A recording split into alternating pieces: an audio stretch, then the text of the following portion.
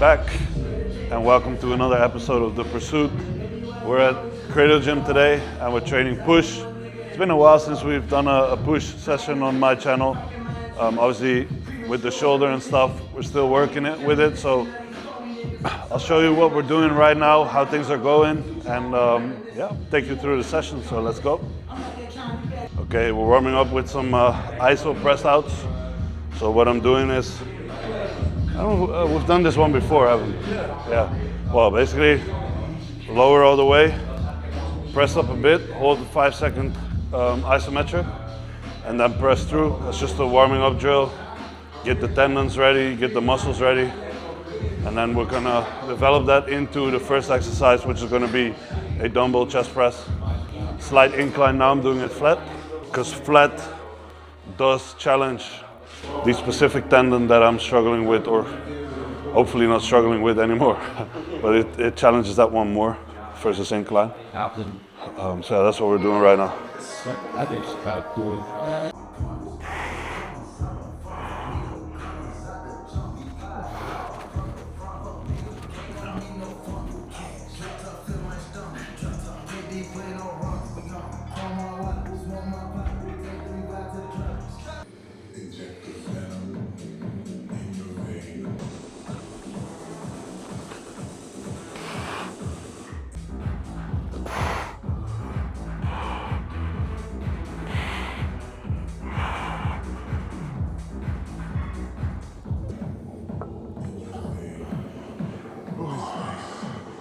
Now we'll go into the first actual exercise.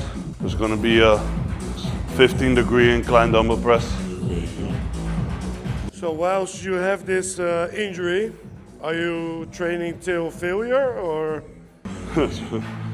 Train till failure, but till technical failure basically. And still try to, the tendon needs force. So just going light, it's not going to fix it. It might ease the symptoms, but it doesn't matter, because as soon as I start going heavier, it will act up again. I actually need to train it proper, heavy, in order for it to get stronger and be able to carry these loads without going into inflammation and tearing and whatever.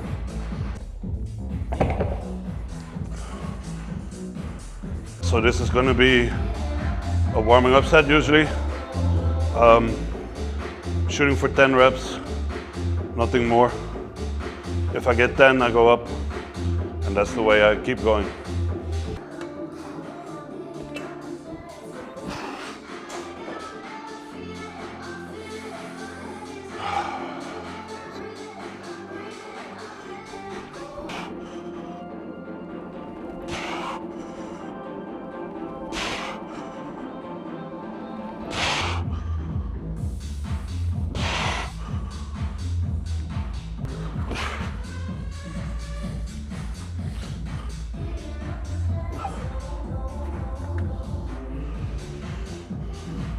Normally I go, like last time I should say, I went from 50 to 60, but I'm doubting if I should do a step in between today. I'm not sure. These dumbbells feel a little bit different because the grip is a little bit thicker, but I think I'm gonna go to 60. I'll do a feeder set, so I'll do 55 in between and just do 3-4 reps and then go up. It's a little bit colder today outside. I don't want to take unnecessary risk.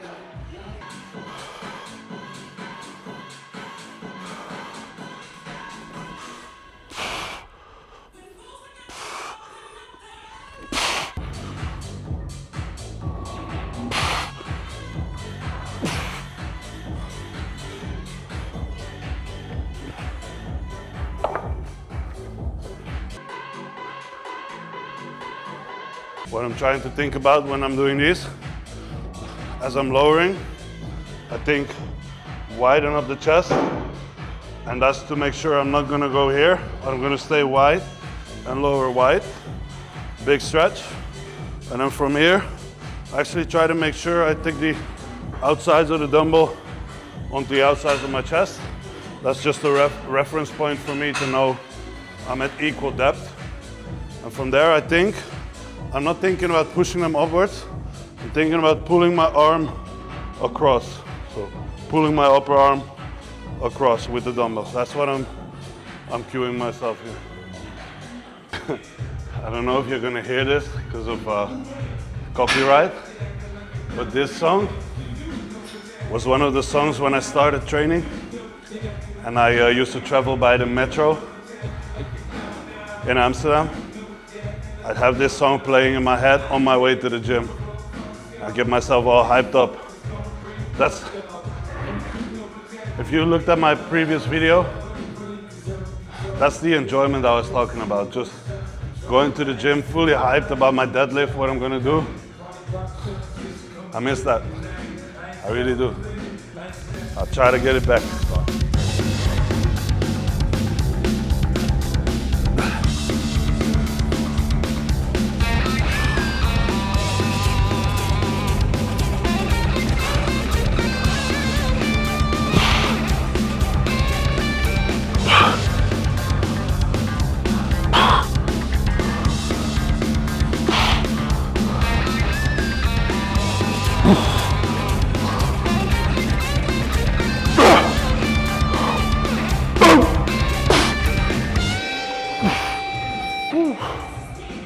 Yeah, it was a decent set. I think I got 9 reps, if I don't count the first one. Otherwise I had 10. I do think these dumbbells are heavier than the ones I use at my other gym.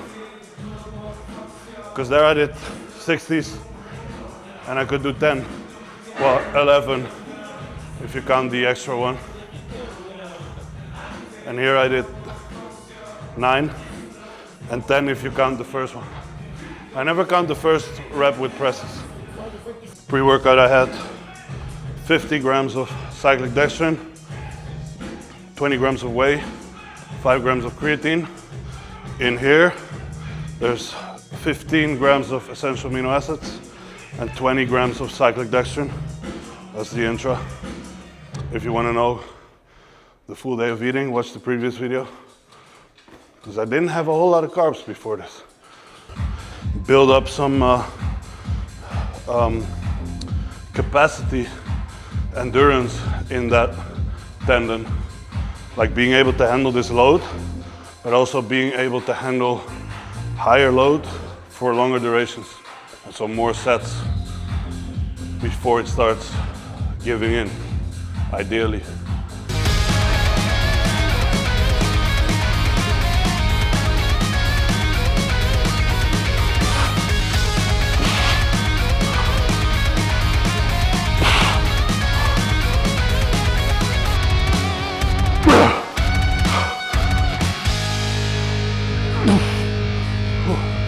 Numbers are never the be all and end all, but I do have in my head, like, if I want to be at the level I need to be at, I should be able to do those 80s. I should be able to do these for reps before I can call my off season quits. But we'll see how it goes.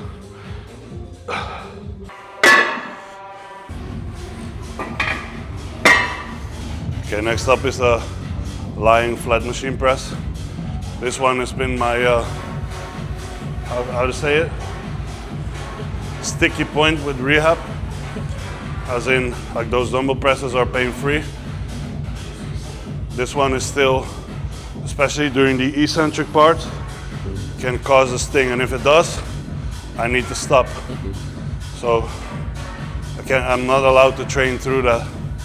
So if it does, we're skipping this and going straight to the next exercise. But I'm trying to, I know what I need to do in order to do it properly. However, sometimes, even when I do it properly, it still happens. Simply because the tendon is fatigued from the previous exercise. That's what I meant with the capacity.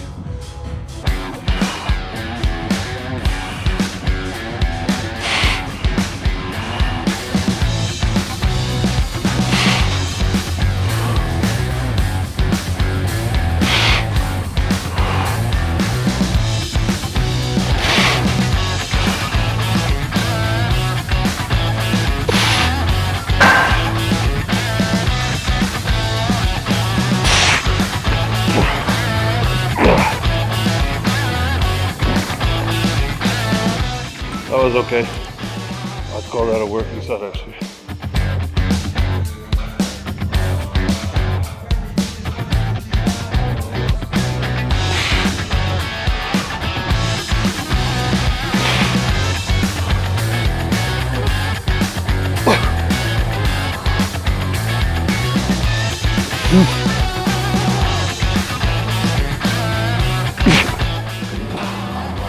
That felt good.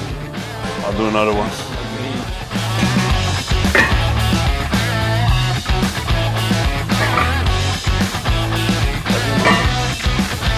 So is it completely painless now? Yes.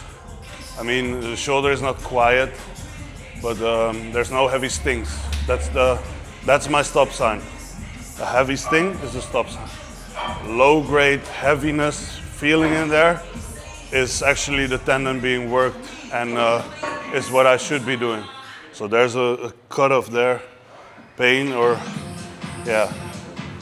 kind of discomfort is actually good to a certain point.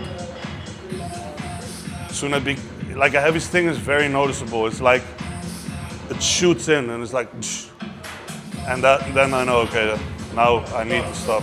Yeah.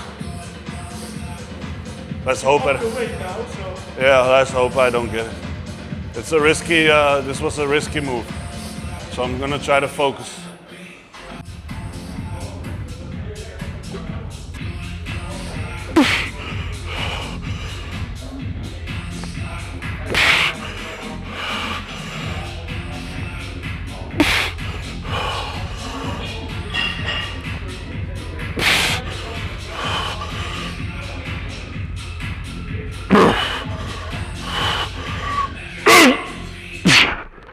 Good.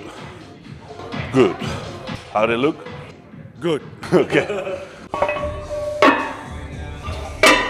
Okay, next one is the machine shoulder press here, the Arsenal one.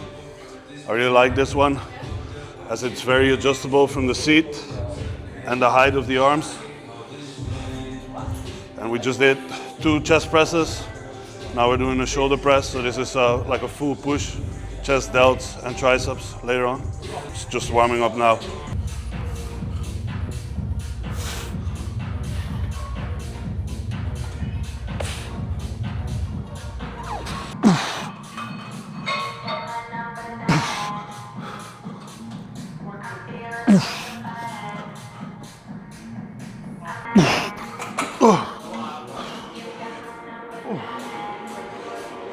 It felt all right. Pretty weak actually. But I'm gonna do another set with this. There's no pain in the shoulder. But what I do notice is my left shoulder blade rotates upward normally. So that means in a press, your shoulder blade should rotate upward. That's what it should do. Right is a bit stiff. So with right, that rotation kind of happens like that. And so the muscles up here, which are the upper traps, are then gonna wanna take over that and do this. So I really have to focus on actually thinking out and up, so that rotates. That's what the difference I do feel, but no pain. But therefore, the weight feels heavy, even though it's not that heavy. It's only 3 plates per side.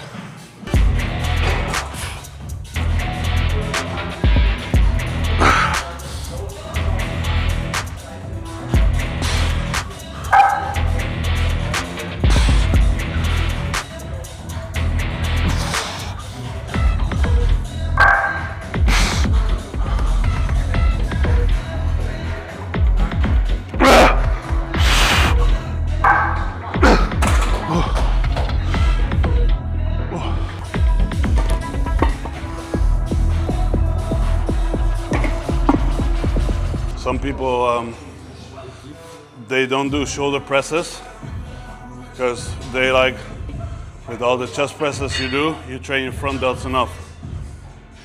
But the thing is, you don't only train your front delts with shoulder presses. There's actually equal, if not more, side delt activation. Whether it might not be a primary mover, but partially it will be, but it definitely gets worked in this exercise as well. So I feel like if you're skipping shoulder presses, you're really missing out on a big stimulus for overall shoulder, maybe not rear delt, but side delt and front delt muscle development. So do your shoulder presses as well.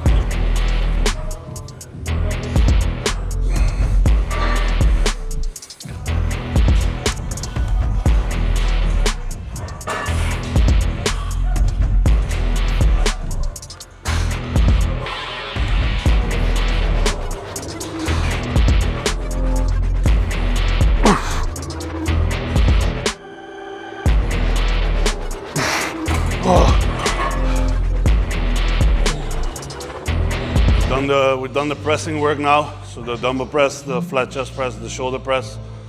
Now we got back flies. Just squeeze some more blood in that chest, create some more fatigue there, localized.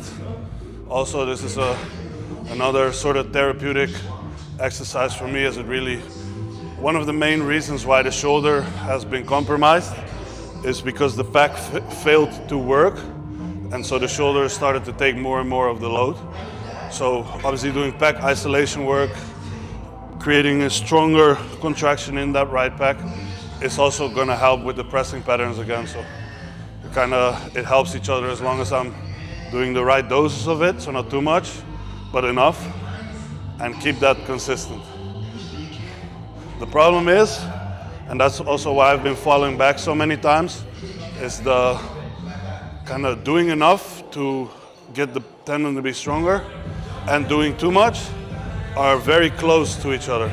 So the room between is very small to do it right, but it's easy to go over and do too much, and then you're fucked again. And it's also easy to do, well, it's not easy for me to do too little.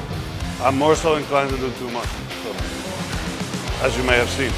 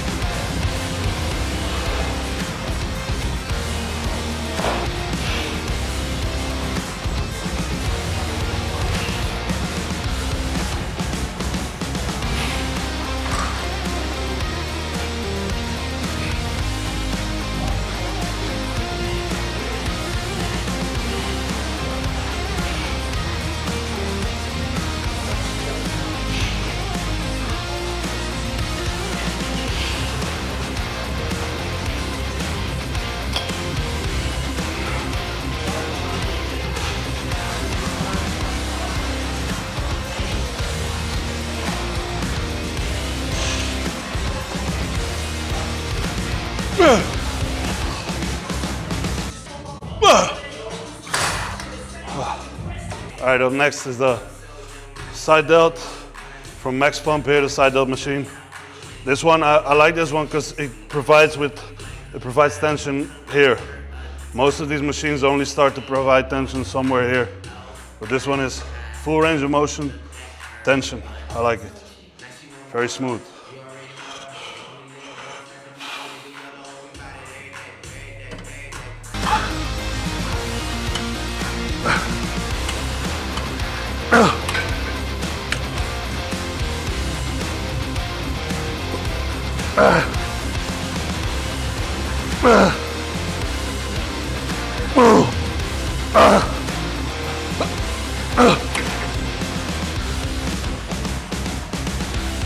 One more working set here, that will be the third one. So the 2 warming up sets, 3 working sets here.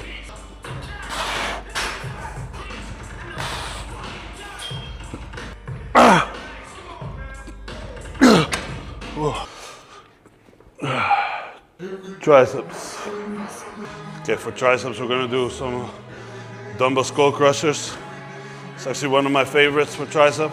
The dumbbells provide some freedom of the wrist, elbow, so I can keep things running smooth here. I prefer that over a barbell skull crusher because that's very, like, you're not able to move a lot there. And then you get a lot of elbow and stuff, starts to hurt.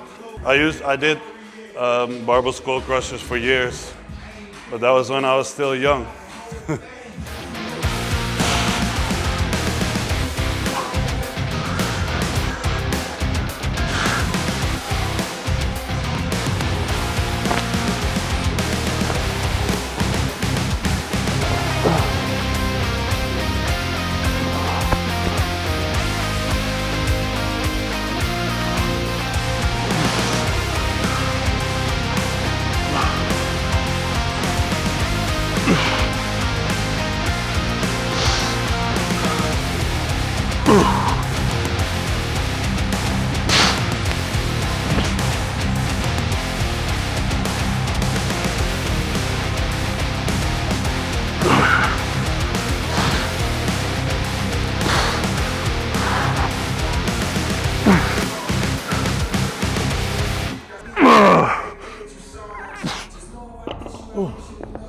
All right, that was push for the day at Credo. It was a decent session. No heavy stings, which is always a plus. Still some improvement points, but I would say productive. So hopefully we can continue. Hopefully we can continue to make steps in the right direction with, you know, the tempo that I'm going at. Obviously I'm dieting now. Again, if you watch the previous video, you can see the amount of food I'm eating. So that's not really geared towards more performance, but as my body starts to get through the food better and actually absorb it better, digest it better, I know it's gonna have a positive effect on my performance and my recovery. And then we can add more food in again, as it then will.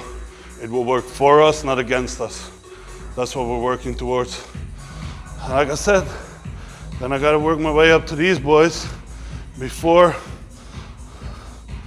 I can call myself an open pro bodybuilder.